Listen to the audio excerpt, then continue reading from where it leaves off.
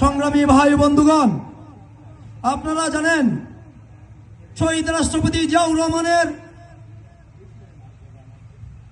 আদর্শের লালন পালন করে বেগম খালেদা জিয়া, জনাব তারেক রহমানের রাজনীতি আমরা করি।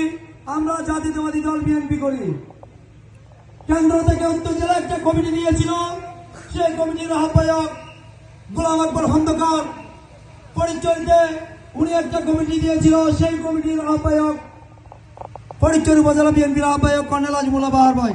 একটা সিস্টেমের মাধ্যমে একটা কমিটি হয়। আমরা আপনারা জানেন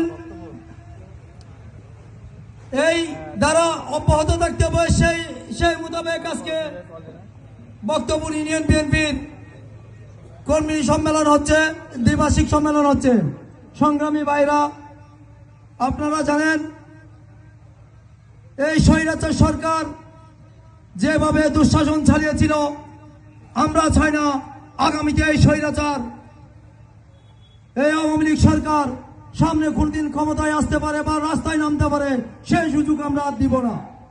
আমরা আমাদের ভাইদের, জাতীয়তাবাদী দলের ভাইদের প্রতি বিনীত অনুরোধ থাকবে, আগামী নির্বাচনে আমাদের এই আগামী নির্বাচন যেন প্রশ্নবিদ্ধ না হয়, সেই জন্য দলকে প্রশ্নবিদ্ধ করে এমন কোনো কাজ আপনারা করবেন না।